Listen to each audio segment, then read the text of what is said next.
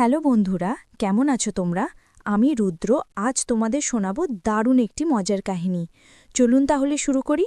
তখন আমার বয়স ১৯। আমাদের বাড়ি তৈরি হচ্ছে। কিছুদিন আগে আমরা একটা বাড়িতে ভাড়া থাকতাম, এক বিধবা মহিলার বাড়িতে। তিনি একা থাকতেন। তিনি আমাকে খুব ভালোবাসতেন আর বিশ্বাস করতেন। আমার ধারণা আমি দেখতে খুব একটা ভালো না, কিন্তু সকল মেয়েরা বলে আমি নাকি হ্যান্ডসাম। জানি না তারা কি দেখে আমার ভিতর। আমি বাড়ি মালিককে কাকিমা ডাকতাম। একদিন আমাকে ডেকে কাকিমা আমাকে বলল, রুদ্র, আমার এক বোন থাকে মুর্শিদাবাদে। অনেকদিন তার কাছে যাইনি, আমাকে একটু নিয়ে যাবে বাবা? আমি বললাম, অবশ্যই কাকিমা, যেই কথা সেই কাজ। রওনা হলাম তাকে নিয়ে মুর্শিদাবাদের উদ্দেশ্যে। ট্রেন থেকে নেমে থামলাম লালবাগে, মাসিমার বোনের বাড়ি। মাসিমার বোনও বিধবা। তার ২ মেয়ে আছে। কেয়ার বয়স ২০ বছর আর জুথি ১৮ বছরের। মাসিমাকে পেয়ে সবাই খুব খুশি। তার বোন তো বকবক করেই চলেছে।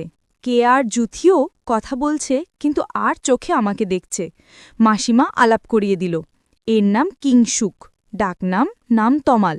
শুনতে পেলাম জুথি বলছে, তমাল না মাল। কেয়া কথাটা শুনে মুচকি হেসে জুথিকে বলল, চেঙ্গিস খান। মুখে বলল, হাই তমালদা, ভিতরে আসুন।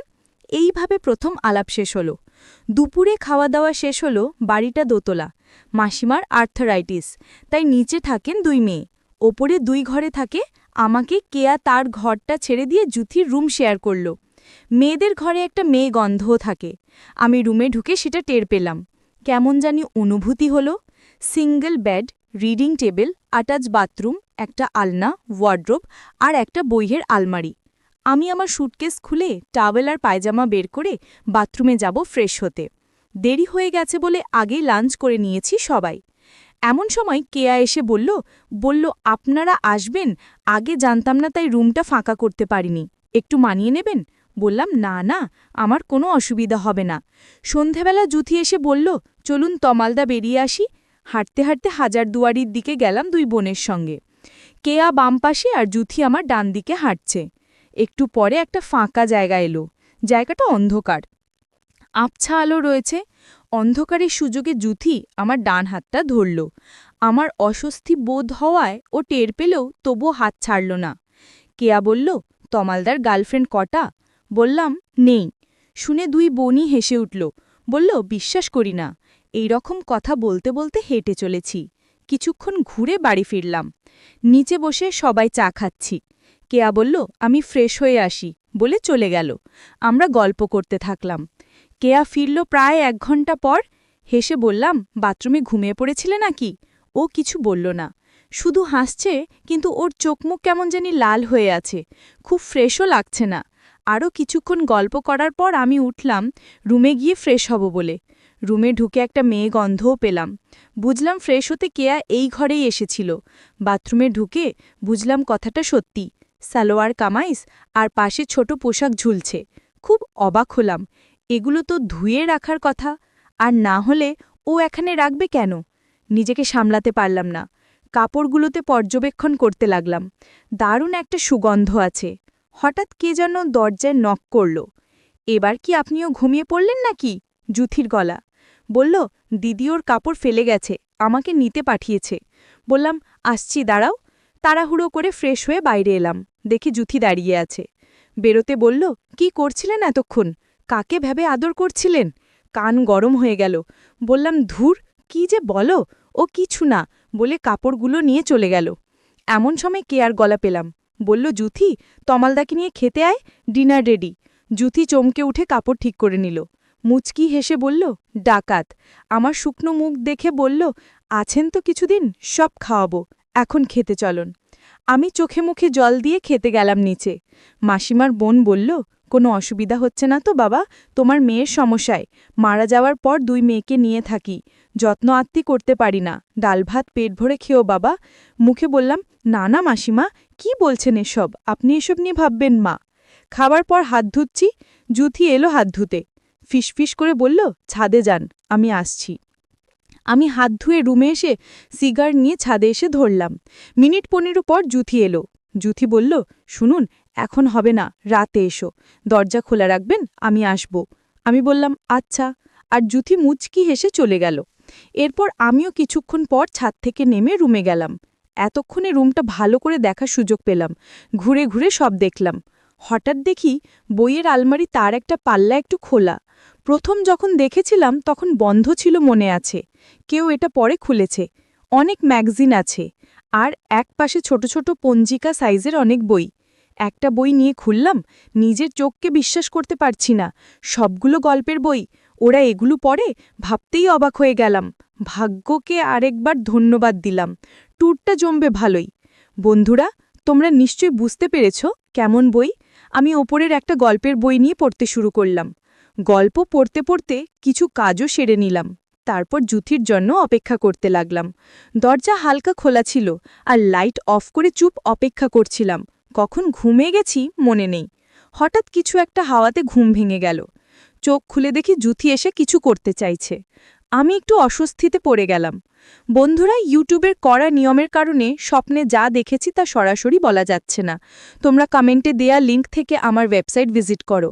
সেখানে একদম খোলামেলা গল্প দেয়া আছে। সারা রাত কাজ করে সকলে ঘুম ভাঙতে দেরি হলো। 9:30টায় জুথির ডাকে ঘুম ভাঙল। আয় তমালদা, উঠুন, আর কত ঘুমাবেন, দুপুর হয়ে গেল তো। উঠে বসলাম বিছানায়। দেখি জুথি চা আর বিস্কুট নিয়ে এসেছে। আমি ওর হাত থেকে চা নিলাম। সাইড টেবিলে রেখে বাথরুমে গেলাম মুখে চোখে জল দিতে। ফিরে এসে চায়ে চুমুক দিলাম। বললাম, থ্যাঙ্কস জুথি, চাটা খুব দরকার ছিল। জুথি বলল, আজ সারাদিন বাড়িতে কেউ থাকবে না, শুধু আপনি আর আমি। আপনি যা হুকুম করবেন সব করব। আমি চমকে উঠলাম, বাড়িতে কেউ থাকবে না মানে? জুথি বলল, দিদি কলেজ গেছে, ওখান থেকে বন্ধুর জন্মদিনে যাবে। ফিরতে ফিরতে রাত 10টা। মা আর মাসি একটু পরে বহরমপুর যাবে, ছোট মামার বাড়ি। 2 দিন পর ফিরবে। আপনাকেও নিয়ে যেতে চেয়েছিল। আমি বললাম, তমালদা থাক না ওখানে, ও কি করবে এখানে থাকলে? আমাদের পাহারাও দিতে পারবে, মুর্শিদাবাদটাও ঘুরে দেখতে পারবে, তোমরাও নিশ্চিন্তে কদিন ঘুরতে পারবে। তাই রাজি হলো। আমি বললাম, শিয়ালকে মুরগি পাহারায় রেখে যাচ্ছেন? জুথি আর আমি দুজনে হেসে উঠলাম। জুথি বলল, যান ফ্রেশ হয়ে নিন, ওরা এখনই বেরোবে, ড্রাইভার এসে গেছে। আমি ওকে বলে ফ্রেশ হতে গেলাম। 10:30 নাগাদ মাসিমারা রওনা হলো। আমাকে বলে গেল, তোমার ভরসায় রেখে গেলাম, ওদের সাবধানে থেকো। বললাম, চিন্তা করবেন না মাসিমা, নিশ্চিন্তে ঘুরে আসুন, আমি দুজনেরই খেয়াল রাখব। গাড়িটা চলে যেতেই জুথি দরজা বন্ধ করল। সাথে সাথেই কিছু ঘটনা ঘটল। ঘণ্টাখানিক পর দুপুর হয়ে গেছে। দুজনে স্নান করে দুপুরের খাবার খেয়ে নেব। সকাল থেকে লাঞ্চ পর্যন্ত 3 কিস্তিতে কাজ করেছি আমরা। এত কাজ করে দুজনে একটু ক্লান্ত হয়ে পড়েছিলাম। তাই লাঞ্চের পর কেয়ার ঘরে, মানে যে ঘরে আমার থাকার ব্যবস্থা হয়েছে, সেখানে দুজনে গল্প করছিলাম। কেয়া ফিরতে এখনো অনেক দেরি, কেবলমাত্র 4টে বাজে। কেয়া ফিরবে 10টা নাগাদ। বললাম, একটা কথা জিজ্ঞেস করব জুথি, রাগ করবে না তো? জুথি বলল, করো, রাগ করব না। আমি বললাম, কতজনের সাথে সময় কাটিয়েছ আমার আগে? জুথি বলল, এটা কি বলবেই হবে? আমি বললাম, না, তোমার ইচ্ছা হলে নাও বলতে পারো, তবে আমাকে বললে কোনো ক্ষতি নেই। একটু চুট করে থেকে জুথি বলল, তোমার আগে 4 জনের সাথে সময় কাটিয়েছি। প্রথম সময় কাটিয়েছি আমার প্রাইভেট টিউটরের সাথে, আমাদের বাড়িতে পড়াতে আসতো সে। তারপর দ্বিতীয়বার সময় কাটিয়েছি আমার এক জামাই বাবুর সাথে, তাদের বাড়িতে বেড়াতে গেছিলাম সামার ভেকেশনে। তৃতীয়বার সময় কাটিয়েছি আমার বয়ফ্রেন্ডের সাথে। চতুর্থবার আমার কাজিন, মানে বড় জেঠুর ছেলের সাথে। পঞ্চম হলে তুমি।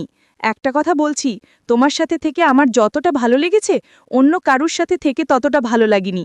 আমি বললাম, আর কেয়া? কেয়াও সম্ভবত অনেক মানুষের সাথে সময় কাটিয়েছে। জুথি বলল, ও আমার থেকে অনেক এগিয়ে আছে এই বিষয়ে। গল্প করতে করতে রাত হয়ে এলো।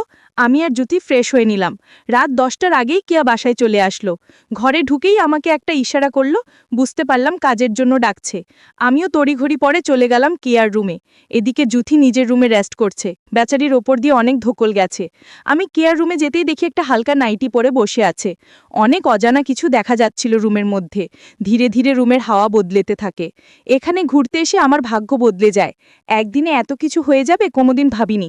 40 মিনিট পর কেয়ার মা আমাকে ফোন দিয়ে বলল, আমার 2 মেয়ে কি ভালো আছে বাবা? আমি বললাম, ওরা অনেক সুখে আছে মাসিমা, আপনারা চিন্তা করবেন না, অনেক যত্নে রেখেছি। আমার কথাগুলো কেয়া শুনছিল আর মুচকি হাসছিল। এইভাবে ততদিন সময় কাটতে লাগলো যতদিন না তারা বাড়িতে আসছে।